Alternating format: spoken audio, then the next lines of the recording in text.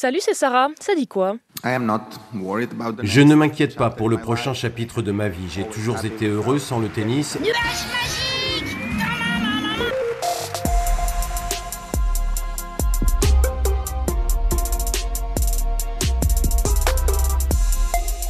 Pas mal de choses à te raconter ce matin. On va commencer par la fin d'une légende.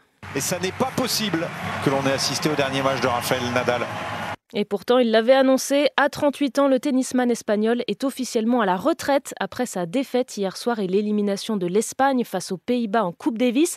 Pas de 6e victoire en plus de ses 22 titres en Grand Chelem. The titles, the numbers, are there. But the way that I would like to be remembered more is. Les titres sont là, mais je voudrais qu'on se souvienne de moi comme une bonne personne venue d'un petit village de Majorque. Rafa, ému bien sûr, mais la vie sans tennis ne lui fait pas peur, tu l'entendais en intro de cet épisode. Évidemment, le public du cours était debout pour lui dire au revoir.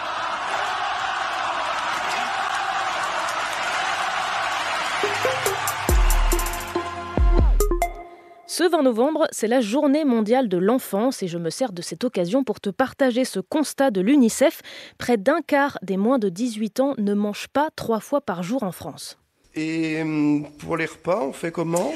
C'est tout le problème pointé par cette étude. L'UNICEF a consulté 20 000 enfants sur leurs droits et leur quotidien. Je te donne un autre chiffre. Plus de 16% des mineurs français sont en situation de privation matérielle. Ça veut dire qu'il manque de place, de jouets, de vêtements en bon état, etc. Mais ça ne s'arrête souvent pas là, selon la présidente de l'UNICEF en France. Ces enfants qui sont déjà privés matériellement, ils cumulent un certain nombre de privations et de handicaps. Ces enfants-là sont ceux qui vont se sentir le plus rejetés socialement. Un dernier chiffre, 25% des mineurs qui ont participé à l'étude disent ne jamais avoir entendu parler des droits de l'enfant. À te signaler aussi ce matin l'ouverture du procès de Pierre Palmade. L'humoriste est jugé pour avoir provoqué un grave accident de la route l'année dernière après 3 jours de fête pendant lesquels il avait pris de la drogue. Il avait percuté une autre voiture et blessé le conducteur, son fils de 6 ans et sa belle-sœur enceinte qui avait perdu son bébé. Pierre Palmade risque jusqu'à 14 ans de prison. Et puis en Iran, tu te souviens de la vidéo de cette étudiante en sous-vêtements devant l'université de Téhéran? Elle avait été arrêtée mais ne sera pas poursuivie. La justice iranienne a expliqué qu'elle a été transférée à l'hôpital et comme il a été établi qu'elle était malade, il n'y aura pas de procédure judiciaire. Mais les ONG s'inquiètent quand même. Le régime iranien a déjà utilisé l'internement psychiatrique comme un moyen de répression de ses opposants. On a un anniversaire à fêter ce matin. Dragon Ball, la quête finale, des 7 boules de cristal venues des étoiles.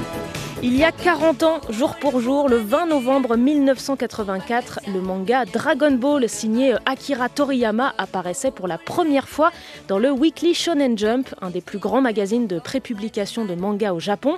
Il faut attendre 1993 pour pouvoir lire en français les aventures de Son Goku, petit garçon à la queue de singe qui se balade sur son nuage à la recherche des fameuses Dragon Ball, ces boules de cristal qui, une fois réunies, permettent d'invoquer un dragon sacré capable d'exaucer n'importe quel souhait. Aujourd'hui, Dragon Ball, c'est 42 tomes, 260 millions d'exemplaires vendus dans le monde, dont environ 30 millions en France.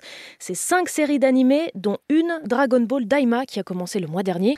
Et c'est surtout des milliers et des milliers de fans de tous les âges. Déjà pour moi, Dragon Ball c'est une histoire de famille. Parce que je fais pas partie de la génération Club Dorothée qui a regardé Dragon Ball dans les années 90 tôt le matin.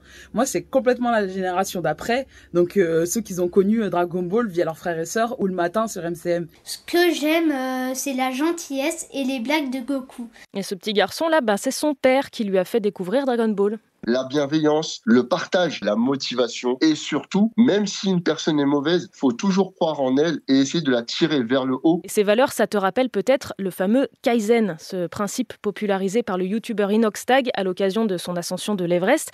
Un principe qui vient de ce genre de manga justement. Et l'auteur de Dragon Ball, qui est mort en début d'année, en a inspiré plus d'un au Japon. Eiichiro Oda pour One Piece ou encore Masashi Kishimoto, le créateur de Naruto. Dis donc, dis-moi, entre nous, t'aurais pas pris des cours d'arts martiaux, toi, par hasard? Ça se voit tellement que ça? Et oui, Akira Toriyama était fan de Jackie Chan et ce qui fait aussi le succès de Dragon Ball, c'est ce mélange entre comédie et combat mémorable.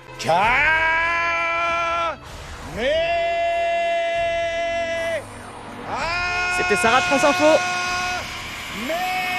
Allez, ciao.